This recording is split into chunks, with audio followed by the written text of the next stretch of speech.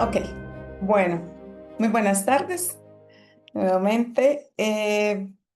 Bueno, mi presentación la voy a dirigir, como comentaba hace un rato, específicamente en esta problemática que se está abordando desde diferentes perspectivas teóricas propias de nuestra disciplina y que tienen que ver específicamente con cómo conectar la investigación, los resultados de investigación que estamos obteniendo con la práctica en el aula.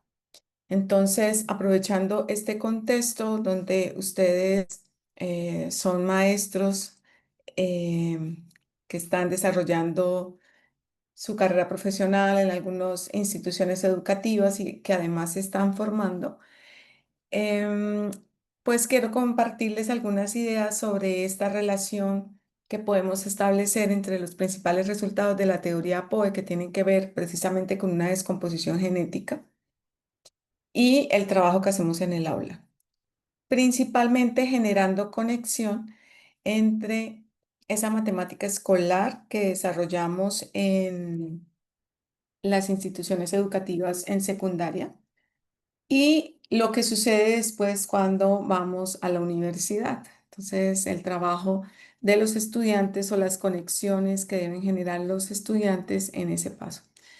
Em, por eso hablo de acciones concretas. Tal vez las acciones concretas están más relacionadas con el trabajo que hacemos en secundaria y cómo estas acciones concretas deberían permitir la construcción de conceptos más abstractos, como generando conexiones y no una separación entre lo que son los conceptos a nivel escolar y lo que son los conceptos a un nivel universitario.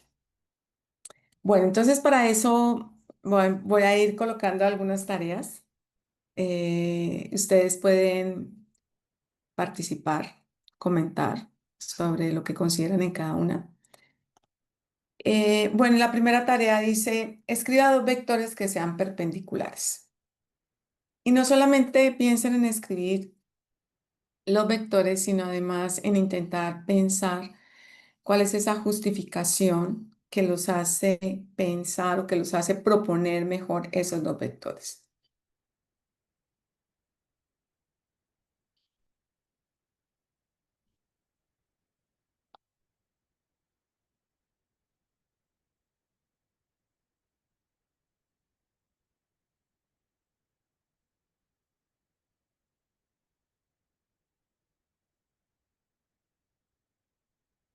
¿Qué dicen? ¿Alguien tiene por ahí una respuesta?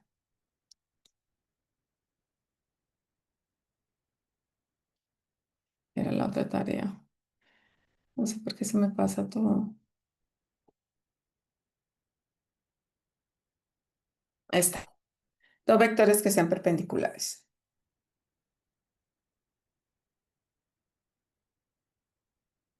¿Alguien quiere opinar?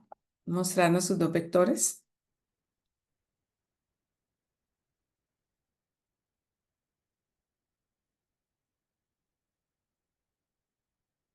¿Nadie? Mm. A ver, pregunto, pues con la lista. Anaid, cuéntanos. Si no mal lo recuerdo, para que dos vectores sean perpendiculares, digo, no lo recuerdo muy bien, podría ser que un vector sea, no sé, sea AB, entonces el otro vector tendría que ser menos BA, para que creo que se sacaba el producto punto, y al sacar el producto Ujú. punto de estos dos, tiene que ser cero.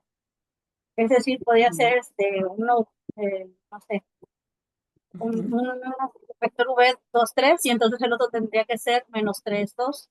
Así al multiplicar 2 por menos 3 más 3 por 2, eso sería igual a menos 6 más 6 igual a 0. No sé si lo recuerdo bien. Sí, funciona.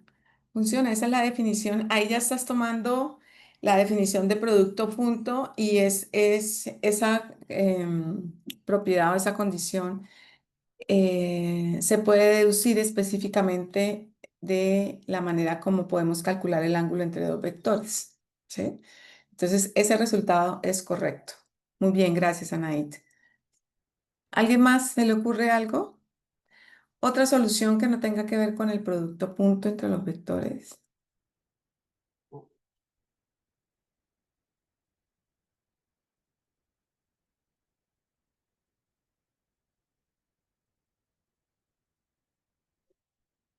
Yo sé que sí, ahí hay una idea, algo que se les está ocurriendo. ¿Quién se atreve a compartirla?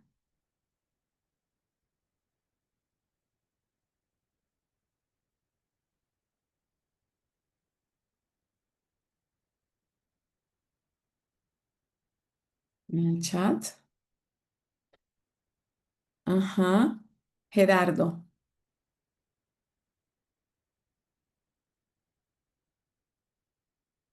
Gerardo dice, A es igual a 3,4 y B es igual a 4 a menos 4,3. Ese sería el caso para hacer el producto punto, Gerardo, entre esos dos vectores.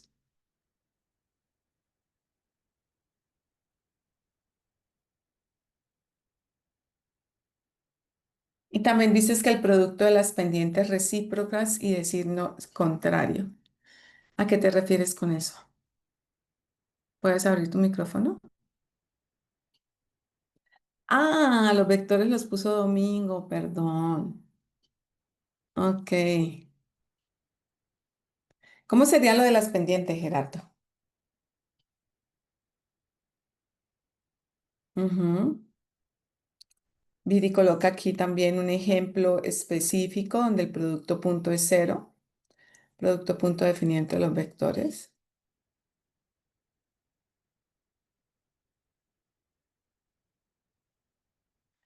Gerardo, ¿podrías explicarnos un poquito más eso de de las pendientes recíprocas y de signo contrario? ¿Cómo sería?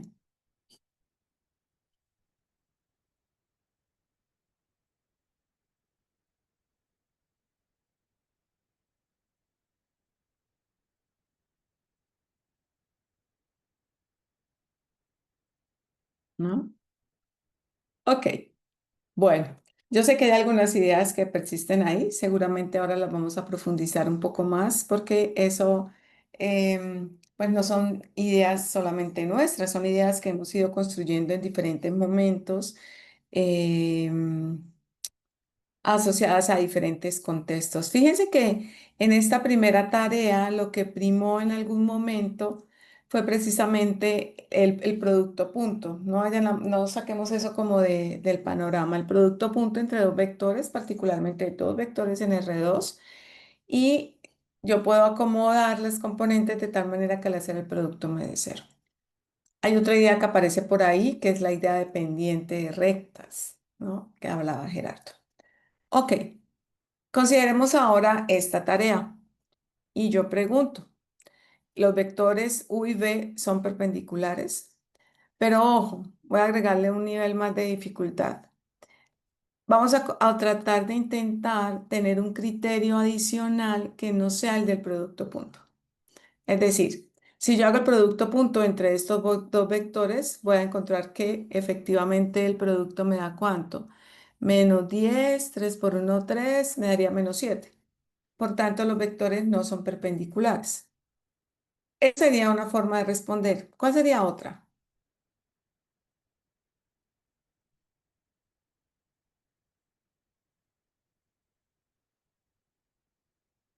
Sí, sería menos 7, Domingo. Ajá. Y si yo les dijera, no, tienen que argumentarme mínimo de dos formas, ¿cuál otra parecería? ¿Qué harían ustedes?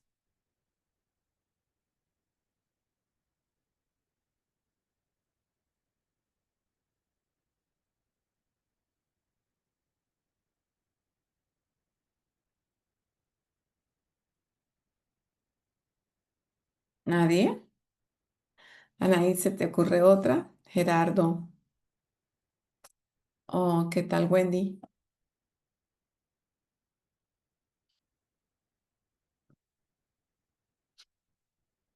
Otra manera de resolverlo.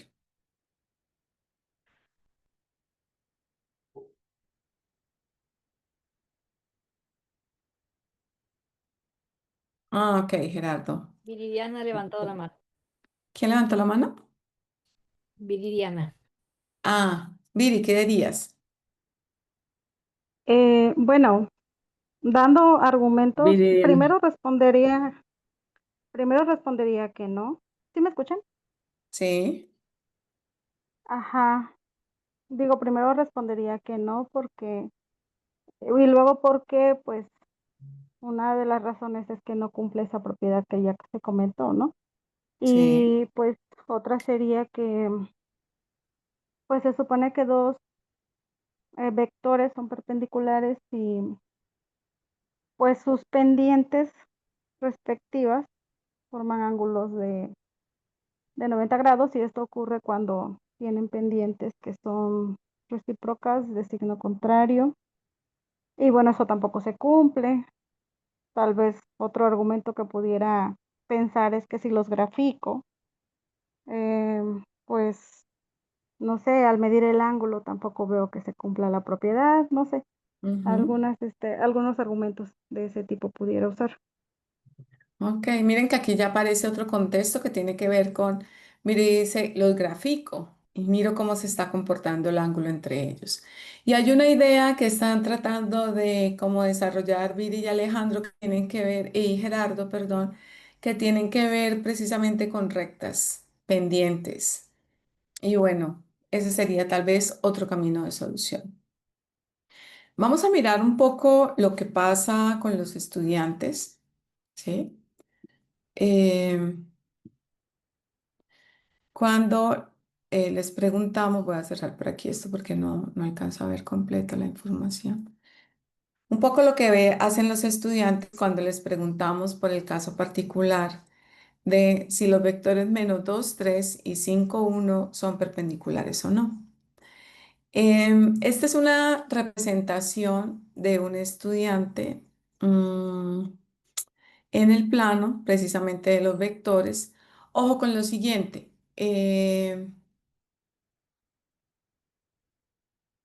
Estos estudiantes son estudiantes de primer año de ingeniería, ¿no? Vamos a poner ese contexto. Es decir, son estudiantes que acaban de ingresar a la universidad y en su primer semestre, específicamente en matemáticas, entran a ver las materias cálculo uno, que es más un cálculo enfocado en las derivadas, trabaja con funciones, y álgebra lineal uno. ¿Sí? Para algunos casos va a ser el único curso de álgebra lineal y en otros casos pues verán un segundo curso de álgebra lineal. Entonces miren que estos estudiantes están recién graduados más o menos de sus respectivos de la secundaria en este nivel escolar y ahora entran en la universidad. Entonces, vamos a ver el argumento o la línea de desarrollo de trabajo de este estudiante, estudiante uno. Y fíjense que él hace una gráfica, ¿no? Grafica los vectores, más o menos, no tiene papel cuadriculado, no tiene un papel que sea muy preciso, ¿no? Para el desarrollo de las ideas que va planteando.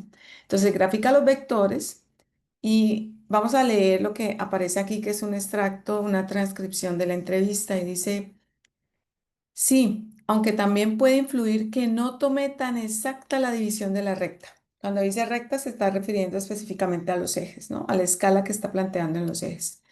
Y la entrevistadora le dice, bueno, entonces dirías que no son perpendiculares. Y él dice, yo diría que no. Estos vectores no son perpendiculares. Y en ese momento, el estudiante realiza lo que nosotros podríamos determinar como una acción concreta, y es que él intenta usar su transportador para medir el ángulo. ¿Ok? Es decir, esa representación geométrica de los vectores lo está llevando a realizar un cierto tipo de acciones. Tengan en cuenta que este estudiante ya ha trabajado varios conceptos, incluido el producto escalar, ¿no? Producto entre matrices, producto entre vectores, la noción de espacio vectorial. Entonces, sin embargo, su reflexión sigue siendo esa reflexión muy intuitiva y yo siempre hago énfasis en que lo intuitivo no está mal, está muy bien.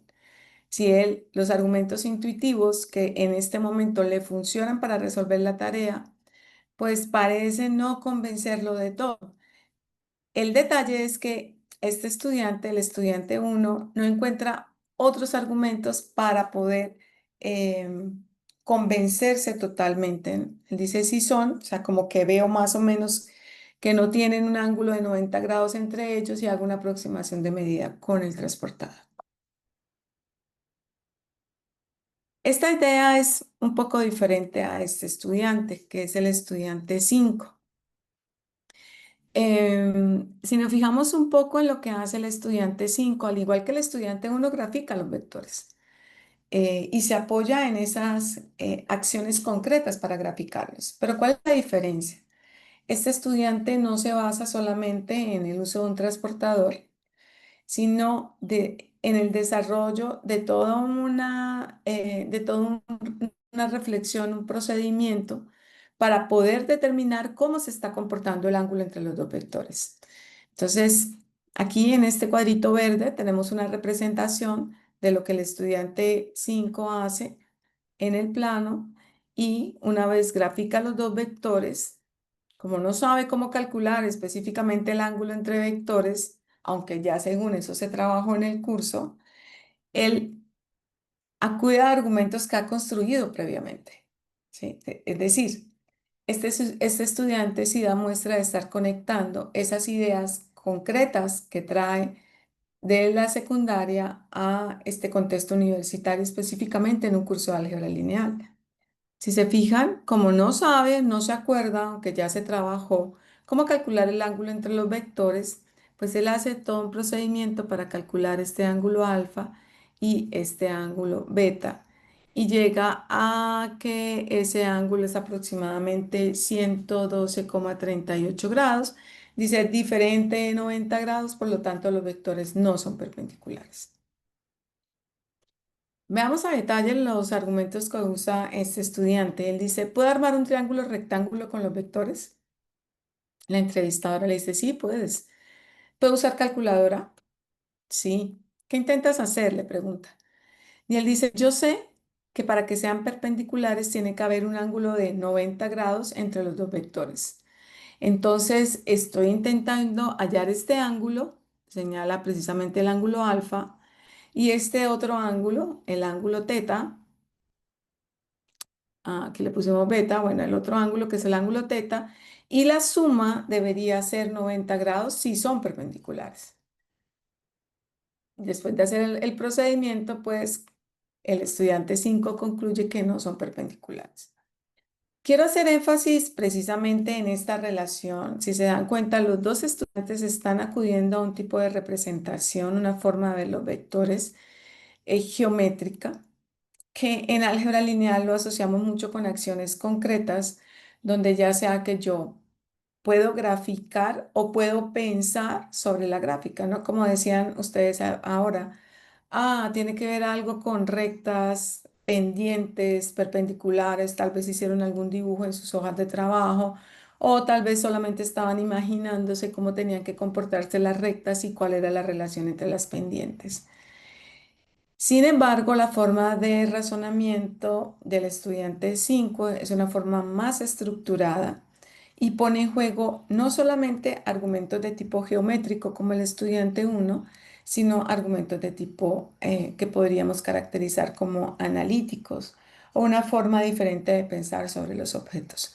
Esa forma diferente de pensar sobre los objetos lo lleva ahora sí a convencerse a través de todo este procedimiento matemático de que los vectores efectivamente no son perpendiculares. Y bueno, recientes estudios, este artículo está bien interesante y me gusta mucho porque hace énfasis precisamente en que la transición entre la secundaria y la universidad no tiene solamente que ver con aquello que llamamos una falta de conocimiento, ¿no? No es solamente que usted eso no lo trabajó allá, vaya y estudie para que luego pueda entender lo que pasa acá, sino que involucra dimensiones complejas de orden epistemológico, cognitivo, afectivo, sociocultural que muchas veces pasamos por alto y las reducimos a esta falta de conocimiento.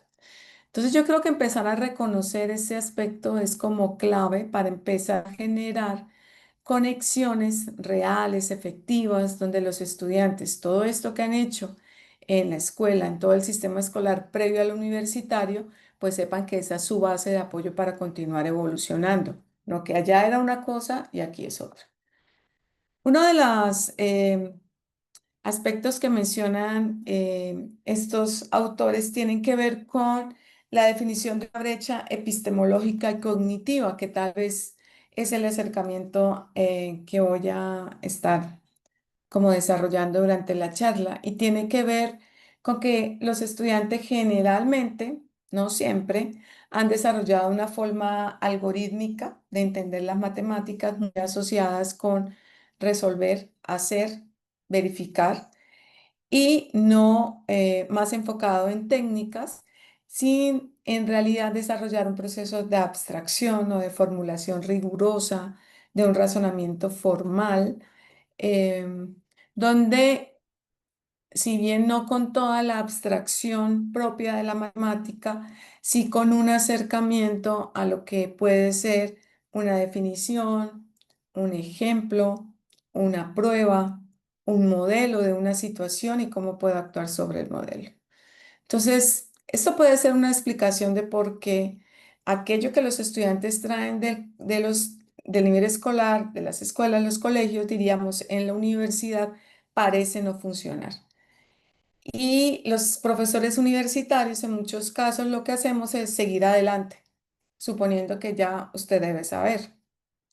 Entonces, mi intención precisamente es ver cómo hay nociones, voy a mostrar un par de ejemplos, pero ojo, siempre podemos generar esas conexiones entre estas ideas concretas, más específicas, seguramente propias de un contexto geométrico, a un contexto más general en la abstracción propia del pensamiento matemático.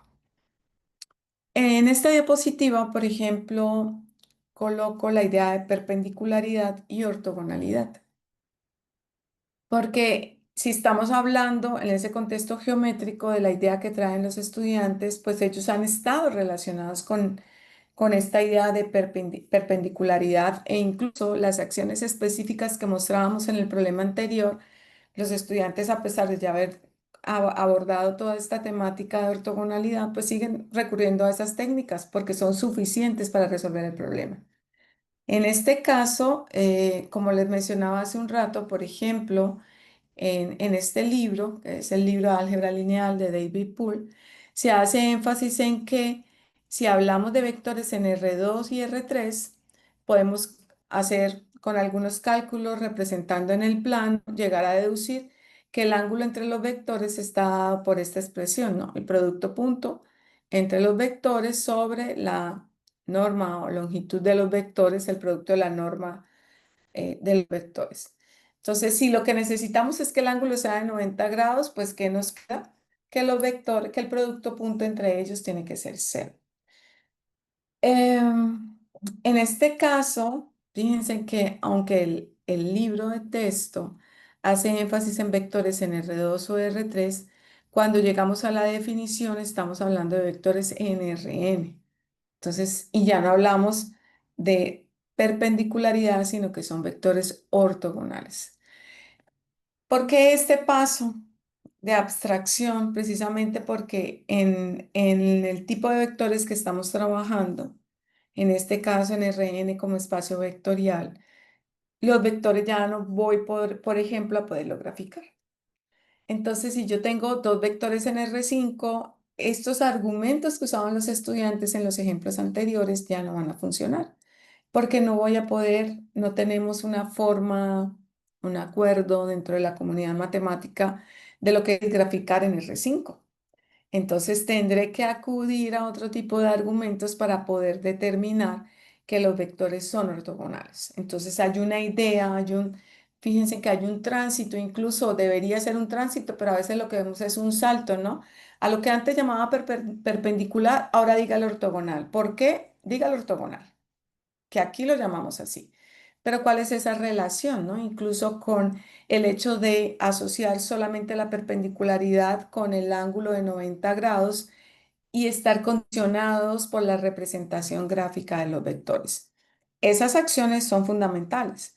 Lo que pasa es que el profesor debe pensar, reflexionar previamente sobre cómo generar conexiones de tal manera que eso que antes el estudiante hacía con vectores en R2 para determinar si eran perpendiculares o no, pueda extenderlo ahora a pensar en cualquier par de vectores, en este caso en un producto punto, pero podríamos generalizar más aún a un producto interior, a un producto interno, un producto interior, y determinar esta relación de ortogonalidad. Entonces, en general, incluso ya no estamos hablando solamente de la relación entre dos vectores, sino entre un conjunto de vectores. Y ya no vamos a hablar solamente que los vectores son ortogonales, sino que tenemos un conjunto, nuevamente en Rn, de vectores que son ortogonales. ¿Cuándo van a ser ortogonales? Bueno, pues cuando hagamos todos los productos puntos entre ellos, 2 a 2, eso voy a poder verificar esa ortogonalidad. En particular, este libro de texto tiene un enfoque que primero trabaja, hace como las deducciones de las definiciones de algunos teoremas en R2 y R3, luego hace el salto a Rn para en capítulos más, como a partir del capítulo 4 o 5, empieza a generalizar sobre elementos de cualquier espacio vectorial, ¿no? De dimensión finita en relación con Rn.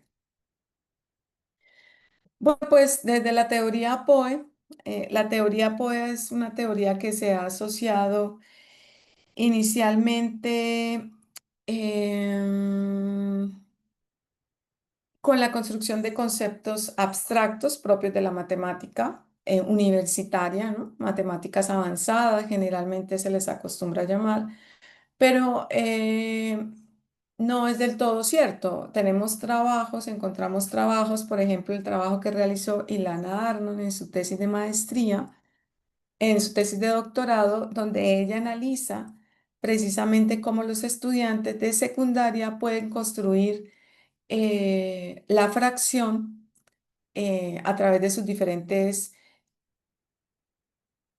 representaciones, y no solo de sus representaciones, sino a través del el trabajo con equivalencias, ¿no? Entre eh, fracciones equivalentes. Y ella lo hace inicialmente con material concreto, con ese material que en muchos casos hemos encontrado por ahí en algunas propuestas o incluso en libros de texto. Entonces ella usa unos círculos unas, como unos sectores circulares mejor, por ejemplo, divide en cuatro en un papel y compara con medios, con octavos, y bueno, los estudiantes empiezan a generar relaciones ahí. Y ella utiliza, a partir de una interpretación igual de la teoría de Piaget, este gráfico que estoy colocando acá, que es un poco la intención principal de mi charla hoy, es mostrarle cómo lo cognitivo desde APOE también nos puede dar herramientas para trabajar en diferentes niveles escolares, no solamente el nivel universitario, sino en intentar generar conexiones entre esta secundaria, que a veces se ve como tan lejana por los profesores universitarios, y que en realidad debería ser la base para que pudiéramos seguir desarrollando un tipo de pensamiento más complejo en relación a las matemáticas. Entonces, si se dan cuenta acá, bueno, la teoría POE es un acrónimo de acción, proceso, objeto, esquema. Y este acrónimo pues hace relación a las estructuras mentales. Entonces yo puedo identificar a través de este lente teórico cuál es la comprensión que los estudiantes han desarrollado sobre una porción de conocimiento matemático, o sea, una definición, un teorema, em, una noción como el infinito, por ejemplo, que estamos estudiando actualmente.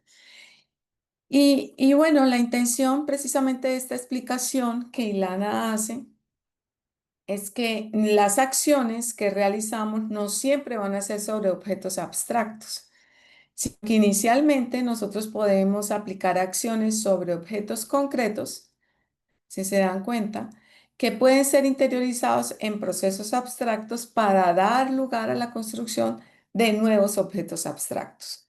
Entonces, nosotros desde el álgebra lineal hemos encontrado que precisamente esta representación, esta forma de representar los objetos de R2 y R3 como vectores en el plano y en el espacio, nos permite realizar acciones concretas, donde los estudiantes pueden ver cómo se está comportando el conjunto de vectores o cómo se comporta eh, una transformación, cómo actúa una matriz sobre ese conjunto de vectores, cómo son los vectores con ciertas características en un subespacio, por ejemplo, en qué consiste la suma, porque cuando sumo vectores aseguro que me da otro vector. Bueno, pues este contexto geométrico obedece precisamente a la relación que podemos encontrar con estos objetos concretos. Y quiero destacar que esto no se inicia en un curso de álgebra lineal. Esto se inicia en diferentes momentos de la vida escolar de los estudiantes en relación con calcular ángulo entre vectores, representar rectas, decíamos ahorita, la relación con la pendiente. Es decir, lo que deberíamos hacer en la universidad es retomar todas esas ideas para poder ir eh, fomentando una evolución de las estructuras y que los estudiantes no sigan con la idea de que las matemáticas están como separadas, ¿no? Entonces, pues cuando hablamos en general de conceptos abstractos sin mirar un poco los antecedentes, ¿no? Generalmente la teoría POE lo que hace es con este gráfico, pues construir descomposiciones genéticas que tienen en cuenta análisis de libros de texto, el desarrollo epistemológico de los conceptos y las nociones, los resultados desde otras perspectivas que tenemos en didáctica de las matemáticas para hablar de ese concepto matemático, para poder formular un modelo cognitivo que llamamos descomposición genética. Entonces, esa descomposición genética es como un panorama general de cómo los estudiantes podrían llegar a comprender el concepto. Hay que aclarar que la disposición genética no es única. Yo puedo encontrar diferentes modelos cognitivos porque van a estar muy asociados con la experiencia de los estudiantes. Entonces, si los estudiantes previamente han calculado ángulos entre vectores, han hablado de perpendicularidad, han graficado, tienen formas de definir si los vectores son perpendiculares o no, pues esas ideas son las que necesitamos como antecedentes para poder concretar, por ejemplo, relaciones asociadas con la ortogonalidad, que después sigue evolucionando. Entonces, uno podría tener diferentes modelos cognitivos, como intentamos mostrar acá, que tienen que ver eh, precisamente con qué caracteriza un primer momento de construcción del concepto. O sea, el concepto de ortogonalidad no es un concepto que se inicia en la universidad en el curso de álgebra lineal. Es un concepto que parte específicamente de precisamente realizar representaciones gráficas, geométricas de los vectores, establecer relaciones, encontrar ángulo entre vectores, estudiar la idea de proyección, por ejemplo, que luego van a dar paso precisamente a la idea de establecer un espacio vectorial, por ejemplo, como Rn, como mostramos aquí, y establecer o definir un producto interno para los vectores de ese espacio vectorial. Entonces, una evolución de esas ideas, porque no paran ahí, podrían desarrollarse en un segundo curso donde el producto interno que se defina sean productos internos diferentes al producto punto y pues luego llegar a trabajar en cursos especializados en programas de maestría y formación de doctorado en matemáticas, pues problemas que tienen que ver, por ejemplo, con la aproximación de funciones o con estudiar el complemento ortogonal. ¿Sí? Entonces, son ideas que surgen ahí, están las primeras ideas. Y por ser las primeras, no son las menos importantes, son fundamentales para que cada individuo, cada estudiante puede empezar a establecer este tipo de relaciones desde muy temprano. Bueno, pues entonces, precisamente una explicación más detallada de esta descomposición genética tiene que ver con esa interpretación geométrica de los objetos, ¿sí? Fíjense que hablamos de una interpretación geométrica porque recuerdan el caso del estudiante 1 y el estudiante 5. Los dos estaban trabajando sobre una forma geométrica de los vectores, pero la interpretación que hacía cada uno era diferente y estaba relacionada con lo que había construido en relación con los vectores, con los ángulos que forman los vectores y cómo se pueden relacionar en el plano. Entonces, estas acciones concretas específicamente están relacionadas con realizar transformaciones sobre un conjunto de vectores en donde podemos encontrar esta representación R2, R3 para determinar si son o no perpendiculares. Entonces, esta interpretación, como decía hace un rato, la diferencia entre el estudiante 1 y el estudiante 5 no puede estar aislada de las otras interpretaciones. Necesita estar apoyada de una relación numérica o una relación algebraica, dependiendo del tipo de tarea en el que estemos trabajando. ¿Mm? Cuando hablamos de interpretaciones, en este sentido, ¿de qué estamos hablando? Pues estamos haciendo referencia, por ejemplo, a vectores en el plano, como los que veíamos que representaban los estudiantes. Entonces, una acción específica tiene que ver precisamente con que el individuo, el estudiante, pueda determinar el ángulo entre los vectores y eso lo lleve a concluir si los vectores son perpendiculares o no. Una interpretación numérica, ¿sí? Que tenía que ver con calcular el producto punto, lo que aparecía con el trabajo de Anaid, y otro que tiene que ver con la interpretación algebraica, ¿no? Por ejemplo, si nos fijamos en este problema, dice encuentre todos los vectores que son perpendiculares al vector 1, 1. Este es un problema distinto, tiene una naturaleza diferente y puede generar la evolución de las estructuras, ¿no? En principio reflexionando que no solamente un vector es ortogonal o perpendicular a otro, sino hay toda una familia de vectores que pueden ser perpendiculares.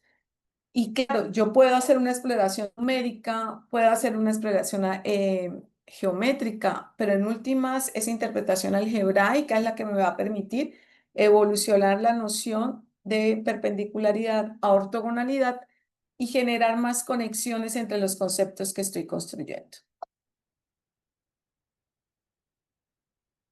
Bueno, en el caso de R3, por ejemplo, las acciones son similares, aunque pues necesitan o están más condicionadas por la interpretación geométrica que vemos en el software o en el papel, y es posible que esta necesidad o esta dificultad de ver los vectores en el espacio, a algunos nos cuesta mucho, pues nos lleve a pensar en otro tipo de representaciones. Pensemos, por ejemplo, en esta tarea. Dice, determine si los vectores V y W que aparecen en la figura son perpendiculares. Entonces, un individuo puede recurrir a una escala, ¿no? ¿Recuerdan? Para colocar valores específicos, es decir, coordenadas específicas a los vectores y realizar el producto punto entre ellos para determinar si son o no son perpendiculares, ¿no? Sería una forma de acercarse a la tarea. Las acciones más abstractas, ¿sí? Estas acciones concretas y esas acciones cómo van evolucionando, tienen que ver con la idea, decía hace un rato, de transformar ese producto interno, ¿no? Por ejemplo, si yo tengo dos matrices, yo puedo determinar si las matrices son ortogonales o no. Como las matrices, sí, porque las matrices son elementos de un espacio vectorial, por lo tanto también son vectores. Y puedo definir el producto interno entre ellas como la traza de una matriz más la traza de la otra.